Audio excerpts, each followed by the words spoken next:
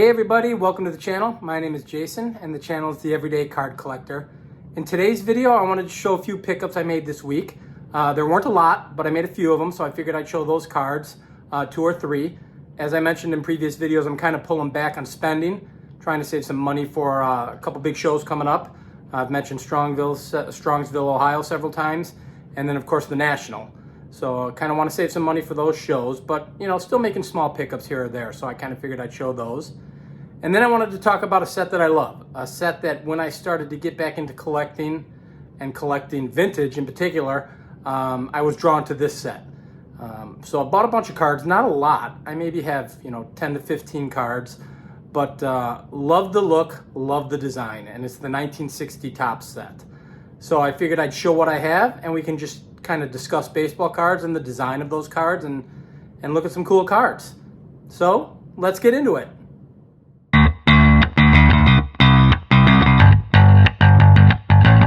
Alright everyone, so I thought I'd start with the pickups first. Like I said, I made 3 pickups actually. None of them were very big, and I do remember the prices on them, so I'll kind of tell you what I paid for them and just kind of show off the cards that I purchased. So the first one I bought online on eBay, and this is the Matt Mervis 2023 Update Sapphire rookie card. So I think in one of my previous videos I mentioned that I thought he might be in 2024 Topps Series 1, and I was actually incorrect. I looked it up, and his rookie cards came out in 2023 in the Update series. And I saw this online. Good player. Like I think I mentioned before on one of my past videos, he came up a little bit later, so he's a little bit older, but a pretty solid player. I think it's awesome that it's kind of the sapphire that matches the uniform, so it's kind of a blue on blue card, and I love the look of the sapphire cards. And I think this card was $3.50 with shipping. I think it was like $4.50 or $4.70, something like that, $4.70 out the door. So I thought that was pretty cool. Being local to Chicagoland area, if this guy blows up, I got a pretty cool card of him. So again, this 2023 Topps Update Chrome Sapphire. So that's Matt Mervis's rookie card. Next card is one I found at my LCS. It's 1970 Rollie Fingers. I've actually mentioned this card in the past, and I did not own it, and I do now. And this was in a box for $5. And I thought it was in pretty decent shape for $5. These 1970s notoriously are never centered real well. And as you can see at the top, there's a line going through the top. It's almost like another part of the card in the sheet above it. It's almost like a miscut. And then there's a little ding in one of the corners on the bottom. But for $5, I figured, what the heck, why not? Don't know if I'll grade it. Maybe, maybe not, or maybe just display it as is. But very cool card. Very young Rollie Fingers, 1970. This is his second year card. His rookie card was in 1969. Multiplayer rookie card as well. And I've mentioned this in the past as well. I love the 70 set. A lot of people find it boring with just the gray, but I like it. I think it's a clean look. And this is pre-mustache for Rollie, so very cool card. And then my last pickup was at the LCS as well. And it's a 1971 Burt Blyleven rookie card. Hall of Famer. And this is his Hall of Fame rookie card. These are real tough, as most of you would know, to get in decent condition. With the black background, a lot of chipping and a lot of white can show on the edges. And you can see that here in the bottom corner. It's got it on both the top corners a little bit. And again, 71, notorious for not being centered very well, I should say. So this one's off center. Border on the left is a lot thicker than on the right. But, Hall of Fame rookie card, and this was $10. So my total spend on the week was $10 for this, $5 for the Rollie Fingers, and I think like $4.60, $4.80 for the Matt Mervis. So, like I said, small pickups, but fun stuff, Here we go, Hall of Fame rookie card, $10. So who says you can't get into vintage on the cheap? All right, I guess we'll get into the 1960 set. And the first card I'm going to show, I've actually shown on another video, and I think it's the only card I've ever shown of this particular set in one of my previous videos. And that is my Bob Gibson. Graded an SGC 3.5, which is fine by me. This set just drew me in when I got back into vintage full blown. I mean, look at the colors on this thing. You know, the bottom color green with the left color yellow, with the semi-action shot in black and white, and then the portrait shot, and then I love the team logos. I love the fact that their names are in multiple colors. It's just a very colorful set, and I don't know what it is. I must be drawn to horizontal cards, even though as I'm starting to display cards, they're becoming more of a pain in the neck for me because they take up too much space. I will not display a horizontal card vertical like this. I just don't like it. So in my display cases behind me, you'll see that they're sitting like this. So that's a little rough. You know, you don't get as many cards in the display case, but you know, the 56 set I love. I'm doing the Hall of Fame run on that, and this set was the first set that kind of drew me back into vintage full blown. And like I said, I think I picked up like 10 or 15 cards, however many we're gonna see here. So that was my Bob Gibson second year card. I don't think I've shown this. His teammate, Stan Musial, obviously ungraded. A little touched up on the corner down here by my thumb and the other bottom corner, but centered relatively well. And again, the color is very similar to the Bob Gibson with the green and the yellow. I love the set. I think it's a good looking set. And most of the cards that I'm showing are fairly inexpensive. You know, they're not the Mantle, they're not the Mays, they're not the Aaron. I don't have any of those. So I'm kind of showing, you know, more affordable Hall of Famers and some commons. And that being said, here's a common. 1960 Bob Shaw. Why do I have the Bob Shaw? He's a White Sox, right? And then the reality is he was part of that 59 Go-Go Sox team. I looked up stats on him, and I think in 59 he went 18-6 as a pitcher. This particular year, I think he pitched 500. With the Sox, one ended up going 13-13 in 1960. But anyone who's affiliated with the Go-Go Sox, I love it, and I'm going to pick up a card for virtually nothing. You know, a common in this, I don't even remember where I got this. Couldn't have been more than $1 or $2, maybe $3. But yes, in 59 he went 18-6 and was an integral part of that pitching staff for the Go-Go Sox. So I wanted to get this card added to the collection. And again, not centered perfectly, but still very good looking card. So since I went with the common White Sox player, now I'll go off the run here. So there's my Nellie Fox, awesome looking card, young looking Nellie Fox. You'll see the colors changed a little bit on the Cardinals cards. It was green at the bottom, now they're red. Again, with the multicolored name, the black and white action shot, and the semi-action shot in color, which I just think is an awesome looking card. You know, I think they did such a wonderful job with the design on this set. And I've mentioned it in the past, and we'll mention it again. I'm possibly thinking about doing a player run of Nellie, so we'll see. Well, that's my Nellie Fox. Next, Minnie Manuso. So there it is. Again, different colors than Nellie.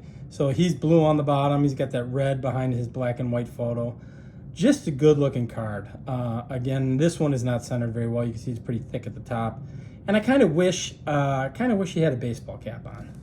But other than that, it's a pretty good looking card. You can see the corners dinged up on the back side there in the upper left, right by the 365 number. So, but good looking card.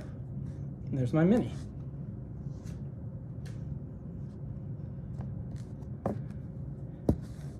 And if I'm going to show Minnie and Nellie, you know I got to show Louis. Aparicio, good looking card. This one's centered pretty good and pretty clean. I think if I were to decide to grade any of the cards that I've shown so far, this might be the candidate. Centered fairly well, clean edges, pretty decent corners, and a good looking card. So blue on the bottom in this one. So very cool. This I bought in an LCS not too far from me, and I think I paid $1 for it. And it's pretty beat up, but very cool card. Bobby Thompson. For those of you who aren't familiar with Bobby Thompson, he was the man who hit the shot heard around the world. As I'm sure most of the viewers watching this already know that, but if you didn't, the Giants win the pennant. The Giants win the pennant. That was Bobby Thompson. So very cool card. Like I said, I think it was like in a dollar bin, and you know, it was rough corners, pretty rounded in the bottom corner. But shoot, you know, it was $1. So you just buy it. It's awesome. Little baseball history with him too. So you have to get that for $1.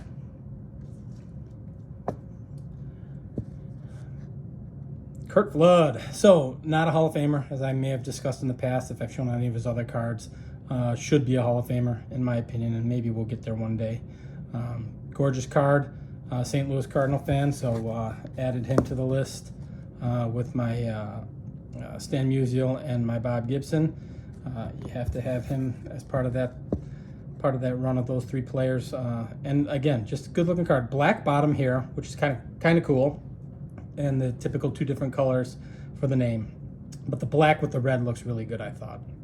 So it's my Curt Flood.